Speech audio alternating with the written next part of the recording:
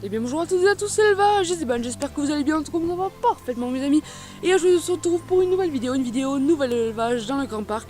Donc voilà, donc ça va être la vidéo partie 2 que vous attendiez tous. Vous m'avez fait beaucoup de retours dans la vidéo partie 1 dans la volière. Vous m'avez tout simplement dit que vous avez vraiment hâte de voir cette vidéo partie 2 dans le grand parc. Donc comme certains le font, ils vous font patienter jusqu'à la fin de la vidéo pour vous faire une surprise s'ils en ont. Personnellement j'en ai une à vous montrer et je vais pas vous faire attendre, je vais directement vous la montrer. Donc elle est juste à côté de ça, voilà. Hop. Attention, 3, 2, 1, go. Voilà, ce sont tout simplement 4 canards de Saxe qui sont nés à la maison, qui sont nés chez moi, voilà. Donc ils ont 4 mois environ, ils sont nés en avril. Donc ils sont vraiment magnifiques, ils n'ont pas totalement leur couleur, voilà, même pas du tout. Ils commenceront à les prendre bien comme il faut vers le printemps, voilà. Donc personnellement je pense que pour l'instant c'est 4 femelles, mais bon j'en suis absolument pas sûre. Je vais pas non plus me faire des rêves comme ça, parce que si c'est 4 mâles après je me suis fait un peu... voilà quoi.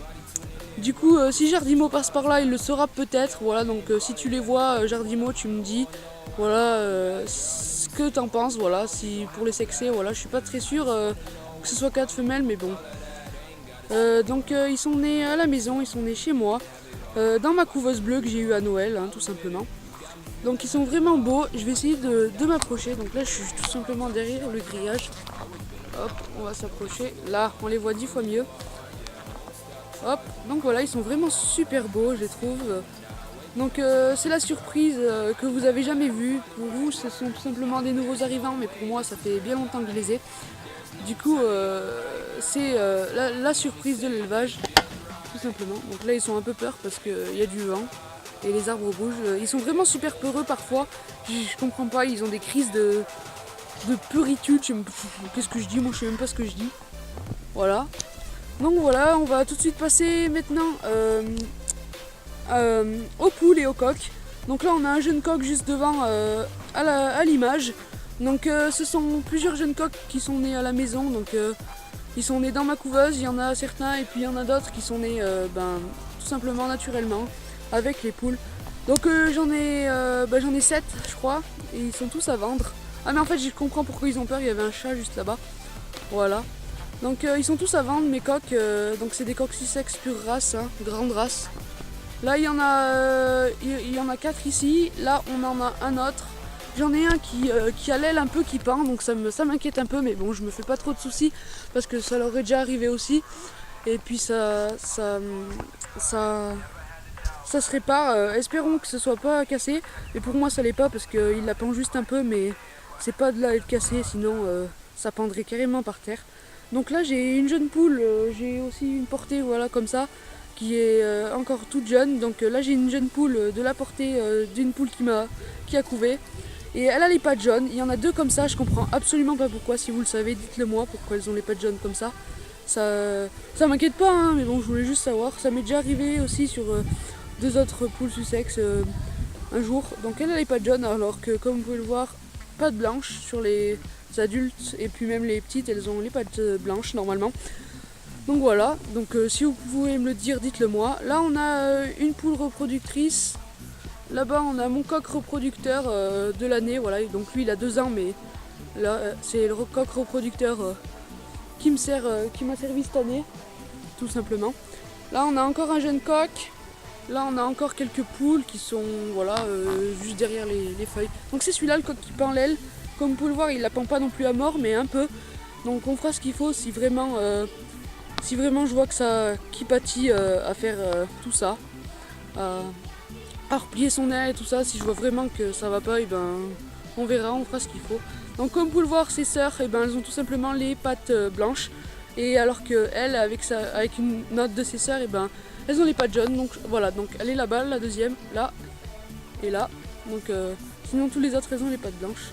Là on a une jeune dinde, une dinde royale de l'année qui est née grâce à mon autre dinde qui doit être là-bas, je vous la montrerai juste après. Donc elle m'en a fait qu'une, l'autre dinde. qu'une dinde sur les dizaines d'œufs qu'elle avait. Ça a peu marché les autres œufs, mais bon voilà, c'est pas grave, hein. Donc j'ai vendu mon dindon royal, j'ai vendu parce que tout simplement il commençait à frapper mes poules entre guillemets, voilà, il les mettait en sang et puis allait carrément jusqu'à les tuer limite. Heureusement que j'arrivais au bon moment, heureusement que je vais les voir assez souvent mes poules parce que sinon il les aurait vite abattus. Donc ça fait très longtemps que je l'ai vendu, enfin ça fait très longtemps, ça fait pas non plus énormément de temps, ça doit faire 4-5 mois, mais bon voilà, vous l'avez jamais vu, je vous l'avais jamais dit dans les vidéos. Donc tout simplement, voilà, donc maintenant je vous le dis. Là on a une autre dinde, donc ça doit être sa mère qui est juste là-bas derrière les feuilles. L'autre dinde doit être encore à l'intérieur, l'autre dinde, voilà.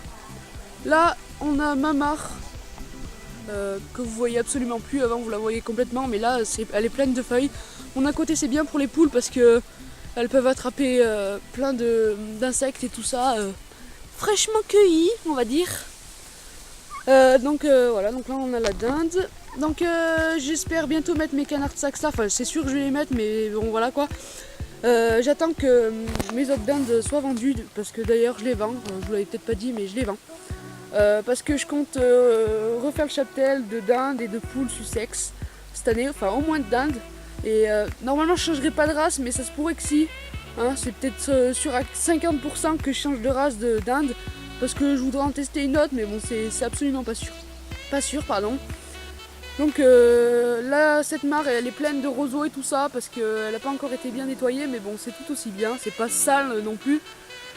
Je vais bientôt, enfin, ça va bientôt s'enlever toutes ces feuilles et tout ça, mais bon, on va couper quelques roseaux pour que mes canards de Saxe puissent tout simplement y aller dans cette mare. Bah, ils pourront quand même y aller, mais bon, je préfère être sûr, hein.